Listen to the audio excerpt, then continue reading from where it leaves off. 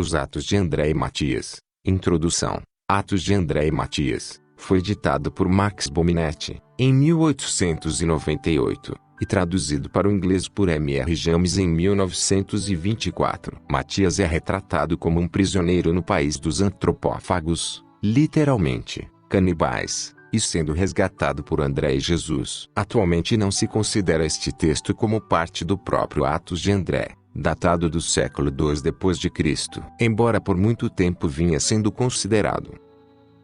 Início do texto. 1.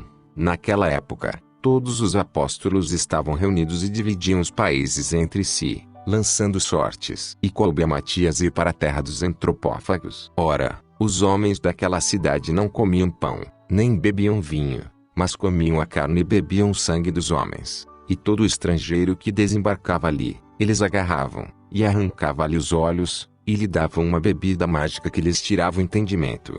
2. Então, quando Matias chegou ali, ele foi da mesma forma tratado, mas a bebida não teve efeito sobre ele, e ele continuou orando por ajuda na prisão, chorando e dizendo: Senhor Jesus Cristo, por cuja causa abandonamos todas as coisas e seguimos a Ti, sabendo que Tu és o ajudante de todos os que esperam em Ti, assiste e vê o que eles fizeram a Matias, Teu servo, como me aproximaram dos animais, pois Tu és aquele que conhece todas as coisas. Se, portanto, Você ordenou que os homens iníquos desta cidade me devorassem, de modo algum fugirei da Sua dispensação. Recupere-me, ó Senhor, a luz dos meus olhos, para que pelo menos eu possa ver o que os homens maus nesta cidade têm em mãos para mim. Não me abandones, ó meu Senhor Jesus Cristo, nem me entregues a esta morte amarga.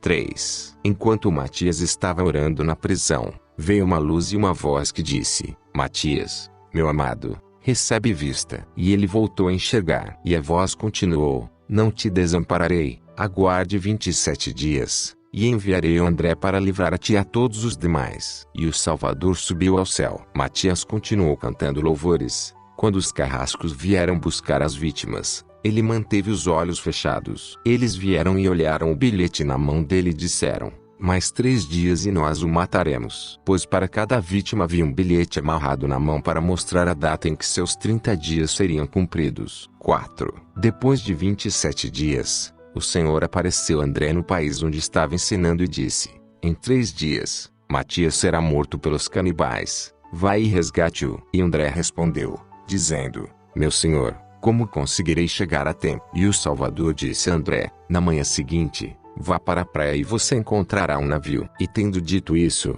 o Salvador disse novamente: Paz para você, André, juntamente com os que estão contigo. E ele se elevou ao céu. 5. Então na manhã seguinte eles partiram, André e seus discípulos, e acharam um pequeno barco e 3 homens. O piloto era o Senhor, e os outros 2 eram anjos. André perguntou para onde eles estavam indo. Eles responderam: Estamos indo para a terra dos devoradores de homens. Eu também estou indo para lá. Mas por que tu queres ir para lá? Todo homem evita esse lugar. André disse: Tenho uma tarefa a fazer, e se puder, leve-nos. Ele disse: Venham a bordo. 6. André falou: Devo dizer-te que não temos nem dinheiro, nem alimentos. Mas então como vocês viajam? Pois lhe direi: Nosso mestre nos proibiu de receber dinheiro e provisões. Se você nos fizer essa gentileza, diga-nos, senão, procuraremos outro navio. Tudo bem, se essas são suas ordens, subam a bordo e sejam bem-vindos.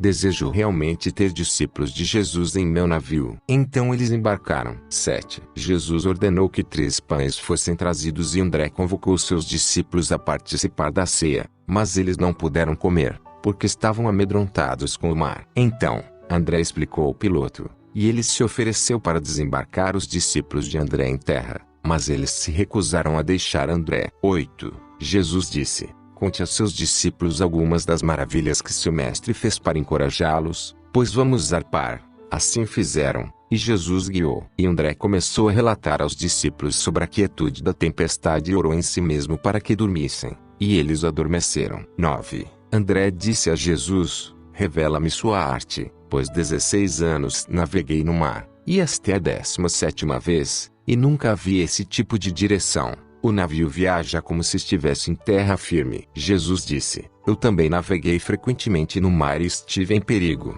mas porque você é um discípulo de Jesus. O mar conhece você e está calmo. André louvou a Deus por ter conhecido um homem assim. 10. Jesus disse: diga-me por que os judeus não creram em seu mestre. André enumerou os milagres de Jesus. Ainda assim, ele disse: os judeus não acreditavam. Talvez ele não tenha feito esses sinais diante dos sumos sacerdotes. 11. Sim, ele fez, tanto aberta quanto privadamente, e eles não creram. Diga-me, quais foram os sinais que ele fez em segredo? Ó homem com espírito questionador, por que você me tenta assim? Eu não o tento, mas minha alma se alegra em ouvir suas maravilhosas obras. Tudo bem, vou lhe contar então. 12. Certa vez, quando nós, os 12, fomos com nosso Senhor a um templo pagão, para que ele nos mostrasse a ignorância do diabo, os sumos sacerdotes de Israel nos viram e disseram: por que vocês seguem esse homem que diz que é o Filho de Deus? Deus tem um filho. Este por acaso não é o filho de José e Maria, e seus irmãos não são Tiago e Simão? E nossos corações se enfraqueceram. E Jesus, percebendo isso, nos levou ao deserto, e lá fez sinais poderosos e fortaleceu nossa fé. E dissemos aos sacerdotes: vinde e vede, pois ele nos convenceu. 13. E os sacerdotes se reuniram no templo pagão, e lá Jesus nos mostrou a forma dos céus, para que pudéssemos descobrir se era verdade ou não. 30 homens do povo e 4 sacerdotes estavam conosco, à direita e à esquerda do templo. Jesus viu 2 esfinges esculpidas, virou-se para nós e disse: eis a forma dos seres do céu. Esses são como os querubins e serafins no céu. E ele disse à esfinge que estava à direita: você que se parece com os seres que está no céu, feito por artesãos, desce e convence esses sacerdotes, seja o Deus ou homem. 14. Então a estátua desceu, falou e disse: ó filhos tolos de Israel, este é Deus que criou o homem. Não me diga que sou uma imagem de pedra. Melhores são os templos do que suas sinagogas. Nossos sacerdotes purificam-se 7 dias das mulheres e não se aproximam do templo. Mas vocês vêm direto da contaminação. Os templos abolirão suas sinagogas e se tornarão igrejas do unigênito Filho de Deus. 15. Os sacerdotes disseram: vejam, ela fala por magia. Ouvistes-na dizer que este homem falou com Abraão. Como isso é possível? Jesus disse à esfinge: vá para a caverna de Mamre, e chame Abraão. Faça com que ele se levante com Isaque e Jacó e vá aos templos dos jebuseus para condenar os sacerdotes. Ela foi, e os chamou, e os 12 patriarcas se levantaram e saíram. E disseram: para qual de nós você foi enviado? Não para todos vocês, mas para os 3 patriarcas. Voltem e descansem. Eles voltaram e os 3 patriarcas vieram e condenaram os sacerdotes. Jesus pediu que eles retornassem, e enviou a esfinge de volta ao seu lugar. Mas os sacerdotes não acreditaram. E além dessa, muitas outras maravilhas ele fez. 16. Jesus, vendo que estavam perto da terra, apoiou a cabeça em um dos anjos e parou de falar com André. E André foi dormir. Então Jesus ordenou que os anjos pegassem os homens e os deitassem fora da cidade dos canibais e retornassem. E então todos partiram para o céu. 17. André acordou, olhou em volta, percebeu o que havia acontecido e despertou os seus discípulos. E estes contaram-lhe o sonho que tiveram. As águias vieram e nos levaram ao paraíso, e vimos o Senhor em seu trono, e anjos, e os 3 patriarcas e Davi cantando, e vocês os 12 apóstolos e 12 anjos os servindo, a quem o Senhor ordenou vos obedecer em tudo. 18. André se alegrou e orou ao Senhor para se mostrar, e Jesus apareceu na forma de uma linda criança. André pediu perdão por sua ousadia no navio. Jesus o tranquilizou e disse-lhe que provações o aguardavam na cidade. O encorajou a suportá-las e partiu. 19. Eles entraram na cidade sem serem vistos e foram para a prisão. Os 7 guardas caíram mortos com sua oração. Ao sinal da cruz as portas se abriram. Ele encontrou com Matias e eles se cumprimentaram. 20. André olhou para as vítimas, que estavam nuas e comendo capim, bateu no peito e reprovou o diabo: até quando guerrearás com os homens? Você fez Adão ser expulso do paraíso.